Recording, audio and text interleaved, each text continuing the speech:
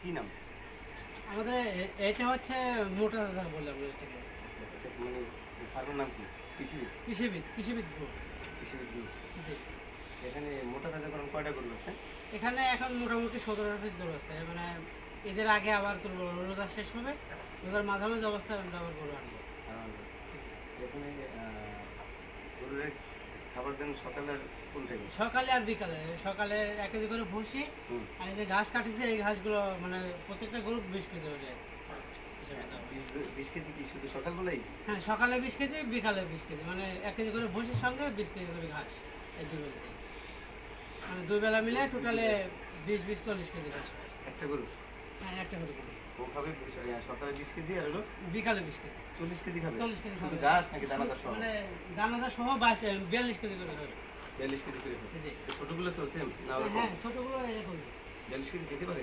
খাইতে পারে, মানে তারপর আর কি একটু কম হয় ঘাসের। গোসল কয়বার করান?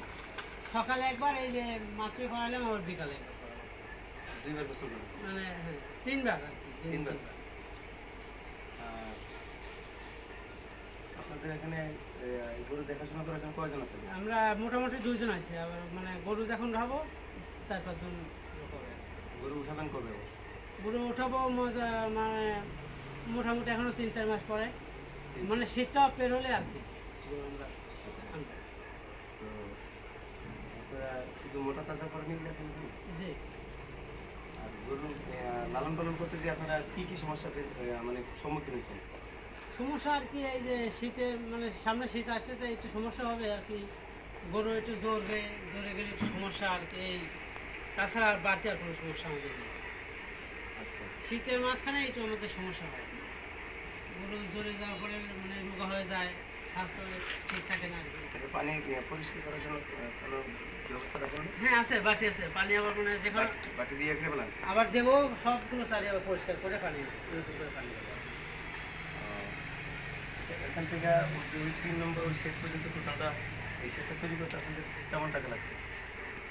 ওইটা নতুন তৈরি হয়েছে, এই 3 নম্বরটা, এটা তৈরি করতে মানে মোটামুটি 5 লাখ টাকা লাগছে। কোনটা? এই পাশের এই নতুনটা। আর এটা? এটা হচ্ছে 7 লাখ হয়েছে, আর এই পাশের ওইটা 4.5 লাখ। এই শেডটা 7 লাখ গেছে? জি। এই মতো ঠিক ওই মতো জি, মানে এই বরাবর আর কি। বরাবর এটা 7 লাখ শেড তৈরি করতে 7 লাখ? জি। এখানে কয়টা গরু, দুই পাশে কয়টা গরু করা যাবে? দুই পাশে মোটামুটি 52 পিস গরু রাখা যায়। 12টা গরু রাখা যাবে না? 7 লাখ গেছে কি ফ্লোরের বালি দিয়ে ভরা সহ? মানে টোটালি সব সহ।